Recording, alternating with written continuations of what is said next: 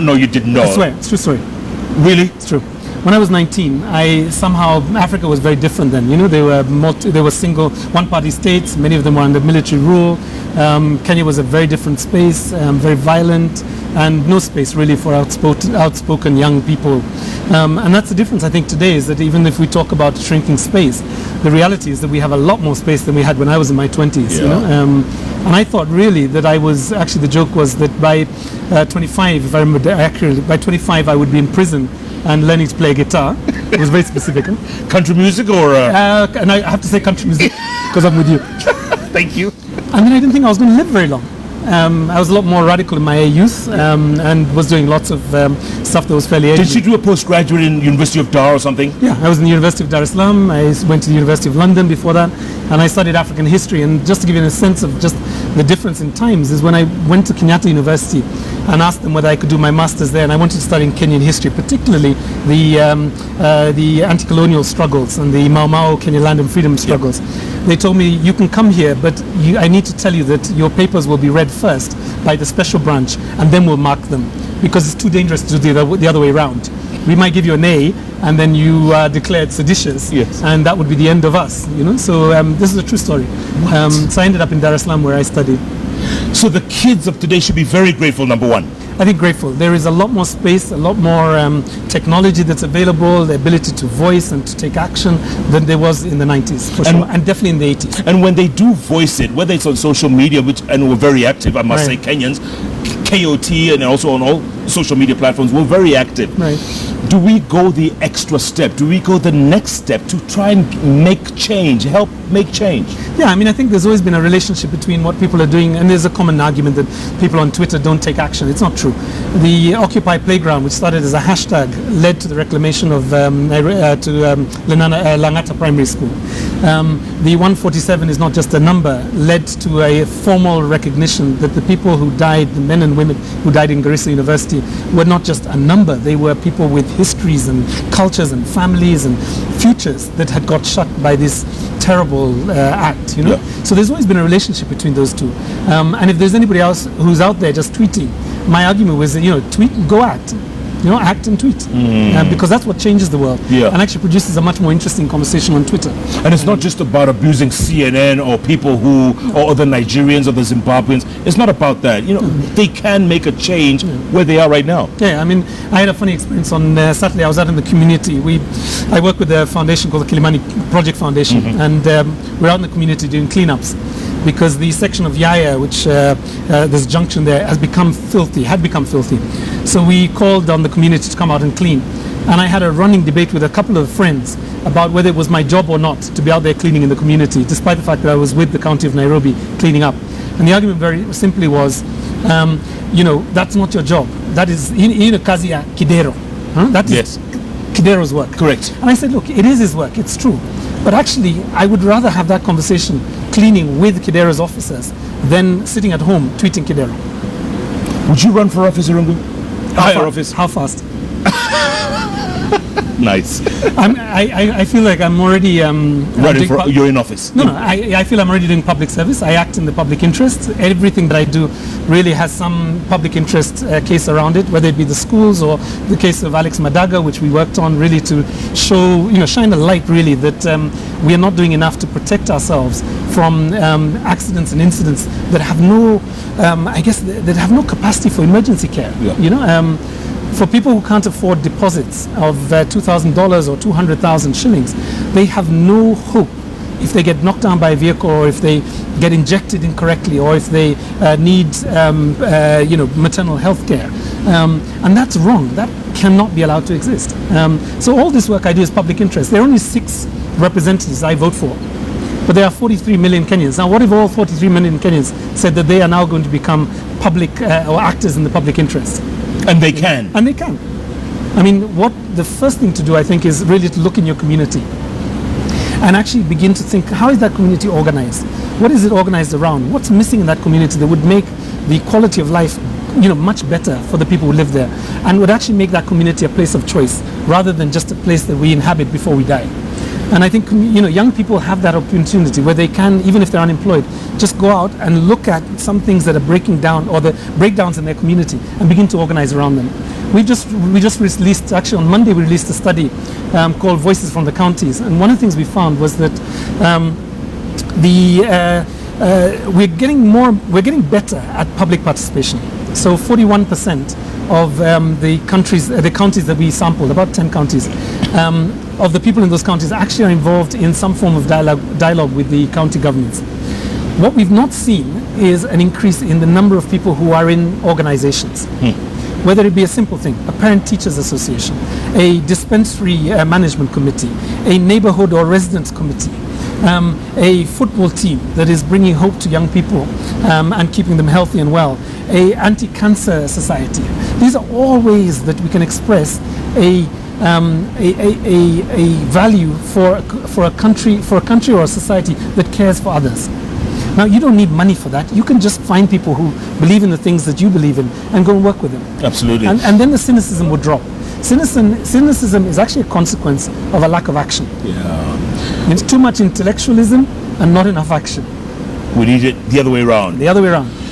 Keep your actions ahead of your thoughts. Keep your faith ahead of your fears. And you'll be fine. Absolutely.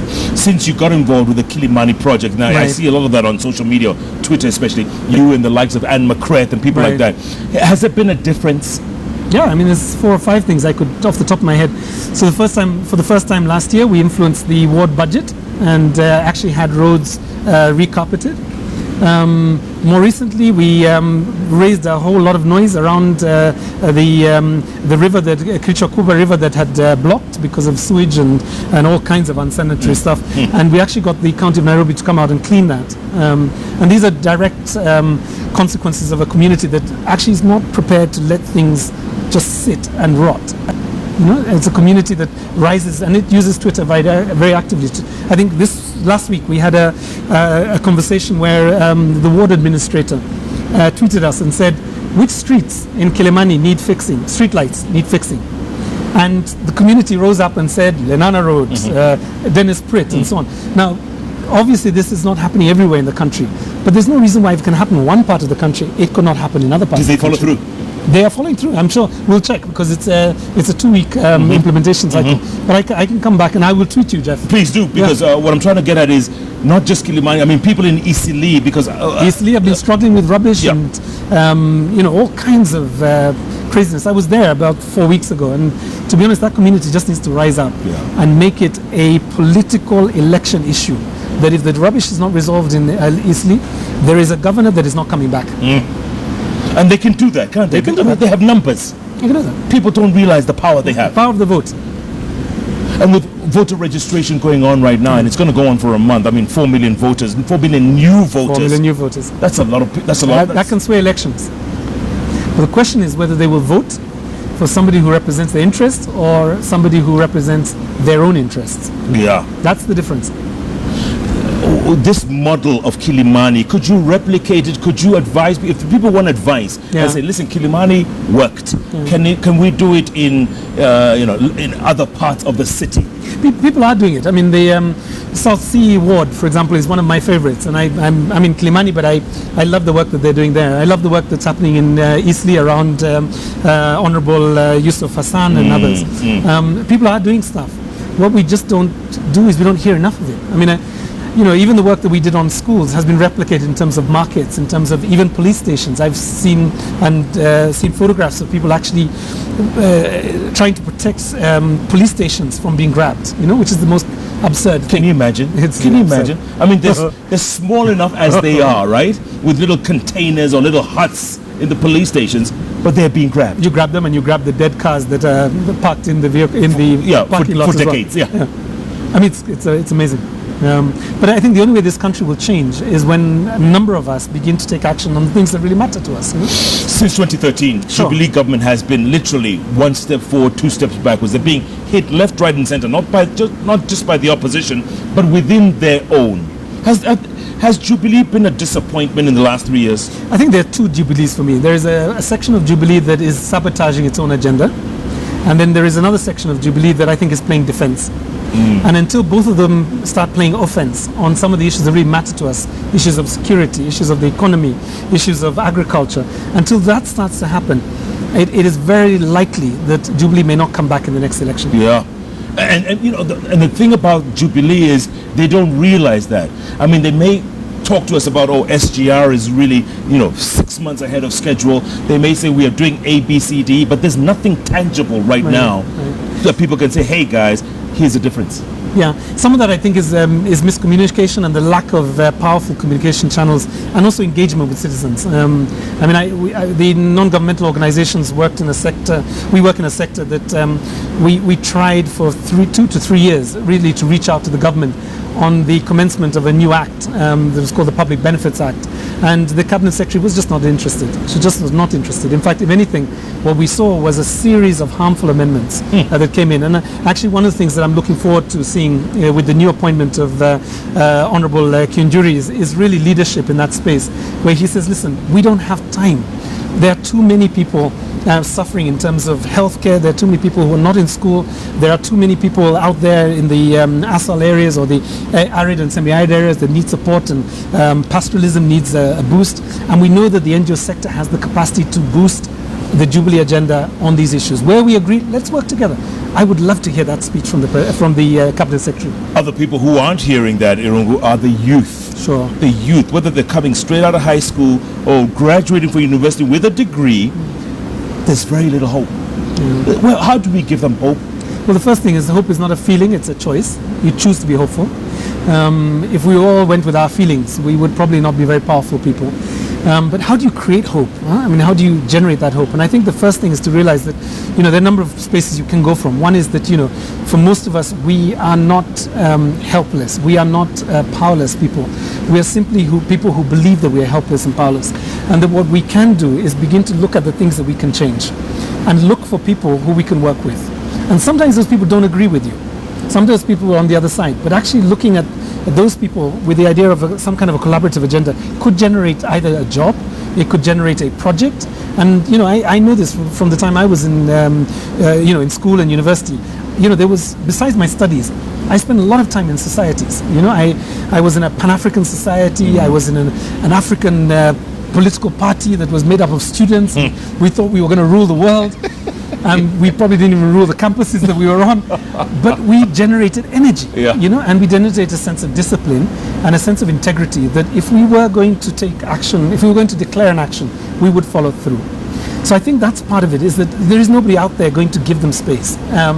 I wish it would be the case, but I don't think that's the case. I think we have to rise up and take action in all our spaces. And if you are a 25-year-old listening to me now, I would say, be bold.